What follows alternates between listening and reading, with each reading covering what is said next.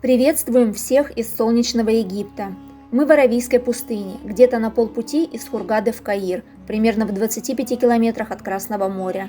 Подъезжаем к одному из действующих христианских монастырей, который считается первым в мире и построен рядом с местом уединения отшельника-монаха Антония, жившего более 1700 лет назад.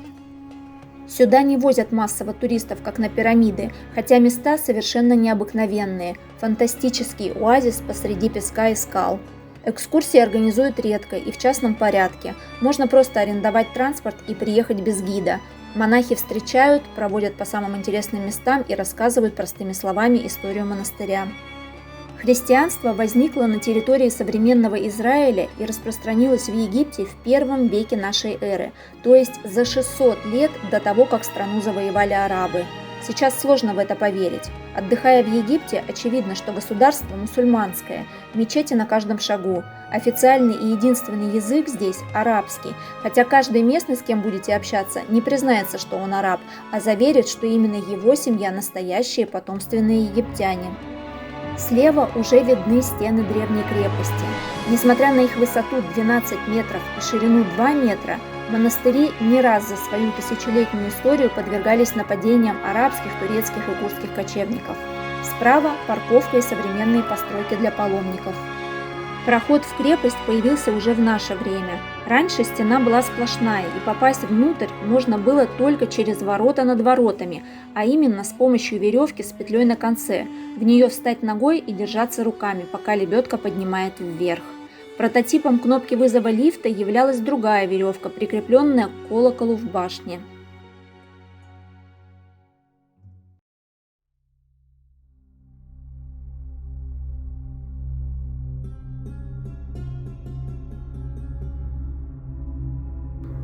С крепостной стены через маленькое окошко-бойницу вид на территорию вне. Сегодня идет дождь, что равносильно чуду в пустыне.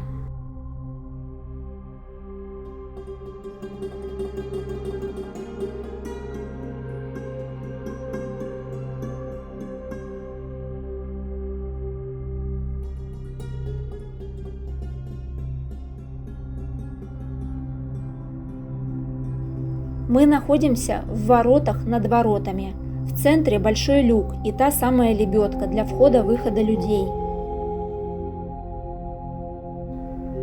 Первый русский, достигший монастыря в 1850 году архимандрит Порфирий, под впечатлением от подъема на веревке, в воспоминаниях написал: «Вожделенно восходить к небесам, хотя и трудно, однако надобно крепко держаться за благодать верою, иначе упадешь и погибнешь». По бокам несколько маленьких люков и под ними туннели, предположительно для хранения продуктов.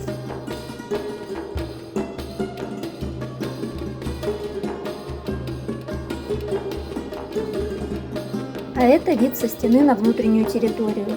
Спустимся и посмотрим ближе на сад, пройдем в церковь Антония и к источнику.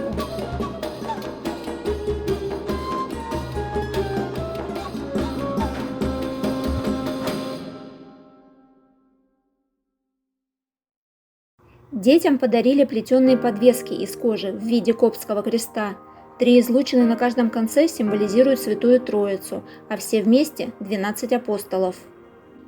В саду, помимо фруктов и овощей, красивейший цветник, а также посажены яблони, финиковые пальмы, гранаты, виноград, абрикосы, сливы и оливковые деревья.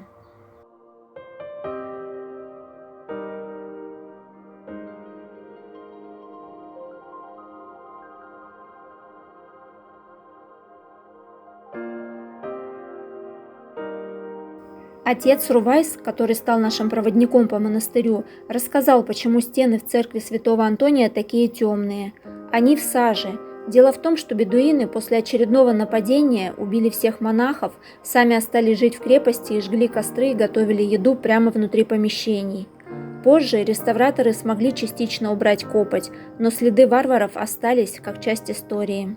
Фрескам на стенах около 800 лет. Таких икон, как эта, где Богоматерь кормит грудью Иисуса, всего несколько в мире. По одному из толкований молоко Богородицы – напиток бессмертия. По-другому, кормление матери уподобляется действию Бога, который кормит нас чистым словесным молоком, чтобы мы, возрастая, переходили от молочной к твердой пище. Самое необычное и красивое из новых построек монастырского комплекса находится у подножия горы, где в пещере жил святой Антоний. Это церковь Воскресения, высечена в скале наподобие пещеры, в которой Иисус воскрес. Надпись на камне гласит на 3 языках: «Христос воскрес! Воистину воскрес!»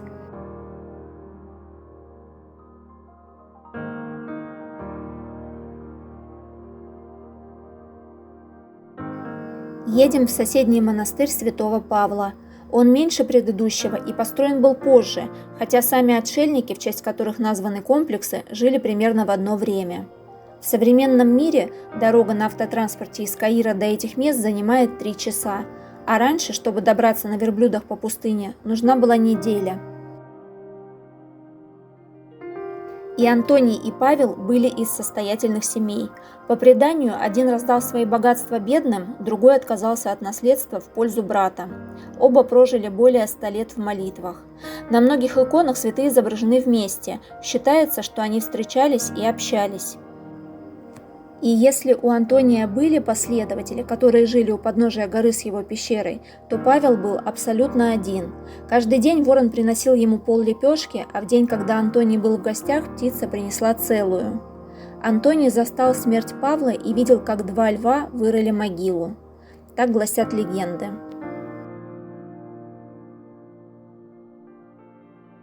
С парковки видны кельи вдалеке на скалах, есть магазины и кафе, административные здания, новый храм, построенный в последние годы, и стены самого древнего монастыря.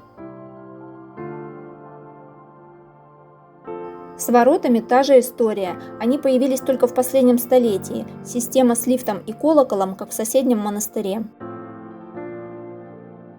Древняя трапезная с посудой сейчас открыта для посещений как музей.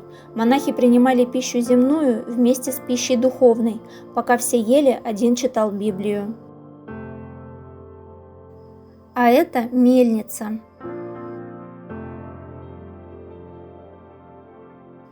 Кофемолка.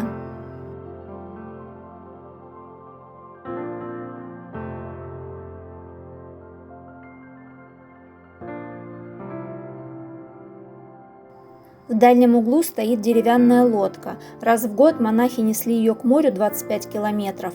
Там несколько дней ловили и солили или вялили рыбу, и улов приносили обратно в лодке, как в посудине. История местного источника невероятная. Как рассказали монахи, вода стекает с гор, как будто просачиваясь через камень, при том, что вокруг пустыня и дождей не бывает.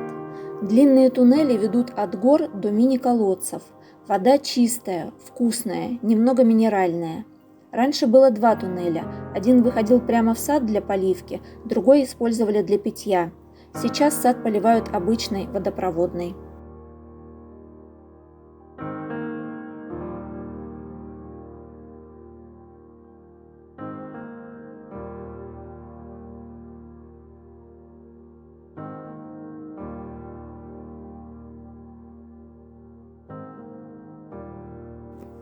Идем в церковь, построенную на месте пещеры, где жил святой Павел.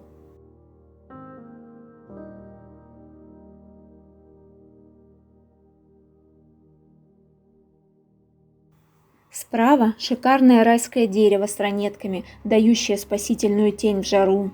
Сад здесь скромнее, чем в первом монастыре. Кроме оливковых деревьев и финиковых пальм, есть грядки с зеленью, луком, укропом и что-то еще. Посреди сада скульптуры 2 старцев – Павла и Антония. Пещера Антония из первого монастыря находилась на горе, а пещера Павла – под землей. Спускаемся вниз по новой лестнице. Есть еще и старая в глубине церкви.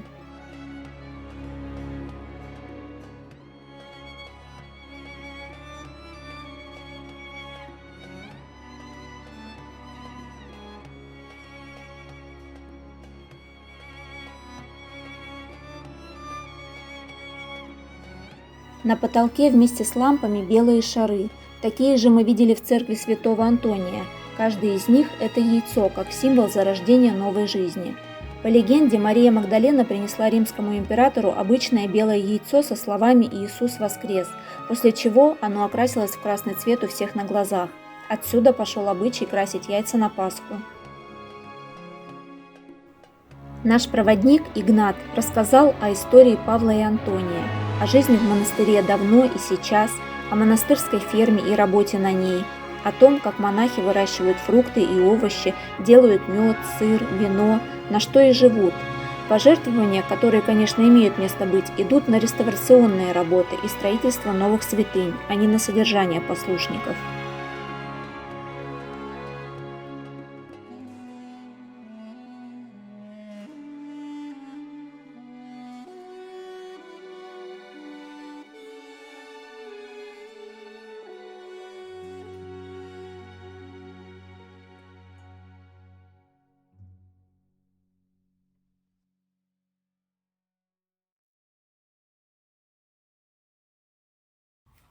И в завершение вернемся еще раз к райскому дереву. Похоже, только оно точно знает всю историю монастыря.